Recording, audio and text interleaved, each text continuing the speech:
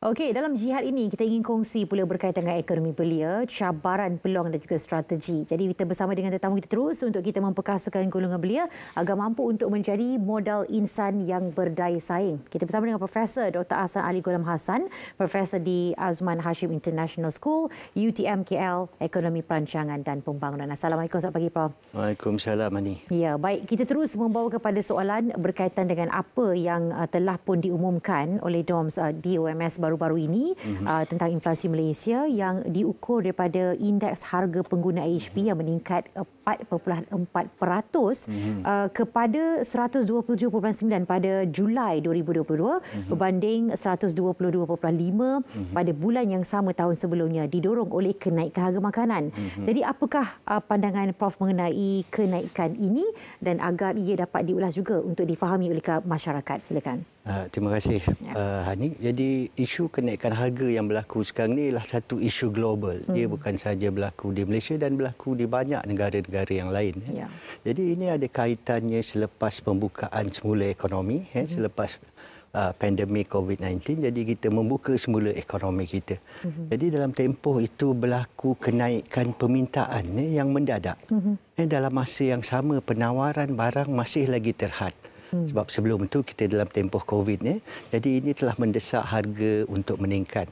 Ya. Selain daripada itu, dia juga disebabkan oleh krisis antara Rusia dan Ukraine yang menyebabkan penawaran untuk separuh barang itu berkurangan.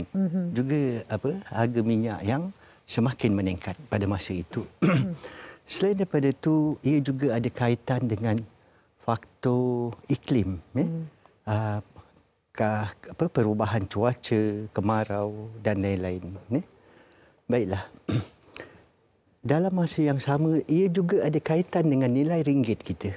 Apabila nilai ringgit kita jatuh menyebabkan harga barang-barang import kita menjadi mahal. Dan kita bukan sahaja mengimport barang akhir, kita juga mengimport barang perantaraan, input-input yang diproses dan dikeluarkan di Malaysia. Akibat dia harga barang semua meningkat. Jadi secara amnya apa yang boleh kita lihat ialah berlaku semua bentuk inflasi ketika ini. Satu ialah inflasi dari sudut permintaan apabila permintaan meningkat.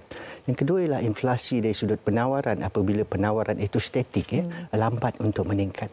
Dan yang ketiga ialah inflasi disebabkan oleh peningkatan dalam kos pengeluaran. Dan yang terakhir ialah inflasi sebab kita juga mengimport barang daripada negara-negara yang mengalami masalah inflasi.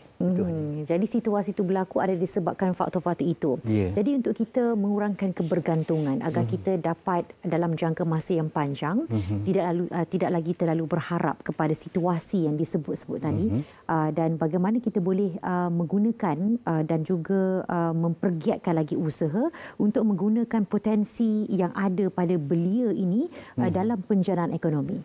Baiklah, jika kita lihat satu ialah dari sudut penawaran, kita harus ada lebih banyak insentif untuk meningkatkan penawaran barang dalam negara ini. Ialah jika berbalik-balik kepada sudut belia tadi, sekarang ini banyak disebut belia lebih berminat dalam sektor yang lebih fleksibel dan lain-lain. Itu ialah sektor ekonomi gig ekonomi. Dan sektor itu yang sedang berkembang sekarang ini bukan sahaja di Malaysia, di banyak negara yang lain. Jadi gig ekonomi ini ialah mereka belia-belia yang terlibat sebagai freelance, pekerja bebas dalam satu sektor, dalam satu kumpulan pekerja. Kalau dulu kita ada pekerja tetap, kemudian pekerja part time. Sekarang ni ada satu lagi kumpulan yang lain. Itulah kumpulan gig ekonomi atau giga kita panggil mereka ini.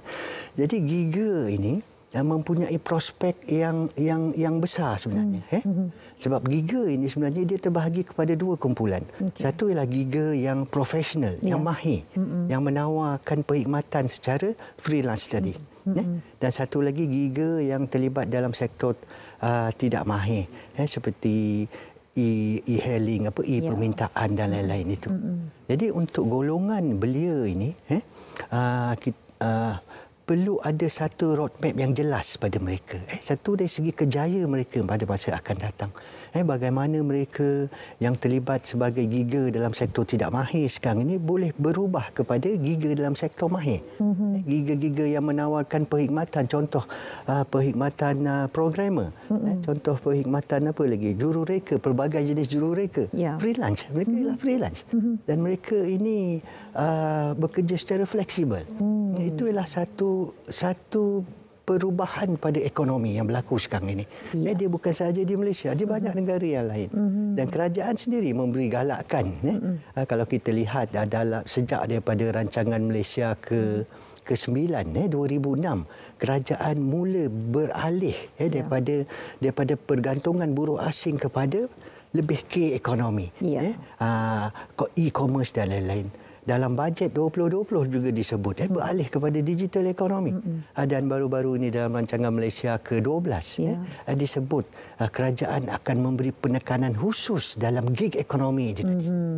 Dan kerajaan memperuntukkan sekitar 75 juta untuk gig ekonomi ini, termasuk menyediakan jaringan keselamatan sosial untuk pekerja-pekerja e-hailing ini tadi. Ya, mana kerajaan telah melihat potensinya dan berikan ruang dan peluang dan meletakkan peruntukan yang tinggi bagi menggalakkan lagi potensi yang cukup besar ini dan perlu diambil oleh para belia kita ini.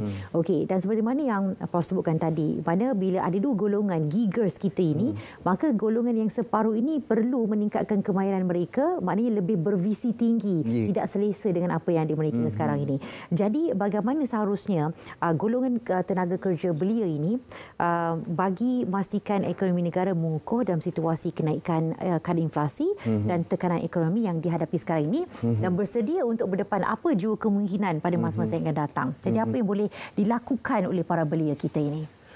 Baiklah, yang pertama mereka harus boleh menyesuaikan diri dengan keadaan semasa. Itu yang penting. Jadi manusia ini kalau kita berbalik-balik kepada teori ekonomi, dia akan sentiasa menyesuaikan diri dalam keadaan ekonomi semasa dan mengambil peluang daripada peluang-peluang yang ada. Jadi dalam masa yang sama, benda ini juga harus dibantu melalui dasar-dasar kerajaan yang bersesuaian. Macam saya sebut tadi, bagaimana giga-giga ini boleh berubah.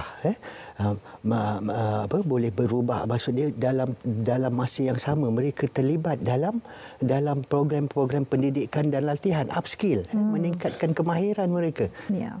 Memang kalau kita lihat e-hailing, saya tanya sendiri berapa boleh dapat sebulan, mereka boleh dapat 4,000 hingga 7,000. Itu satu tahap pendapatan yang agak tinggi itu. Tetapi dalam masa yang sama mereka harus melihat prospek pada masa akan datang. Maksud dia sampai bila? Sampai bila dan harus berubah.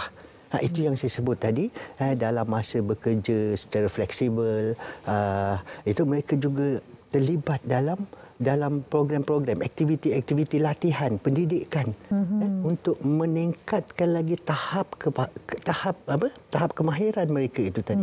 Tahap penglibatan mereka dalam ekonomi. Daripada pekerja tidak mahir kepada pekerja yang lebih mahir. Dan mungkin satu masa nanti mereka boleh menawarkan pula aplikasi komputer untuk giga-giga yang lain. Itu adalah satu roadmap yang pada saya sesuai untuk dirangka dalam keadaan ekonomi gig ini yang semakin penting. Ya, yang paling utama adalah dari segi aspek cabaran, peluang dan strategi, kita perlu mengambil cabaran ini sebagai satu peluang untuk kita bawakan dan kita tingkatkan lagi strategi kita bagaimana untuk lebih baik lagi selepas ini. Maknanya tingkatkan kemahiran. Jangan selesa dengan kedudukan yang ada. Ya, giggers, ekonomi gig ini ada satu potensi yang cukup besar untuk para belia khususnya. Jadi kita kena ambil peluang ini sepenuhnya. Abu, kita ucapkan terima kasih pada Profesor Dr. Hassan Ali Quram Hassan, Profesor di Azman Hashim International School, UTMKL, Ekonomi Perancangan dan Pembangunan, bersama-sama kami pada pagi ini untuk berkongsi tentang ekonomi belia, cabaran, peluang dan strategi. Baik, untuk waktu ini kita ingin melihat keadaan cuaca untuk tempoh 24 jam ini dan kita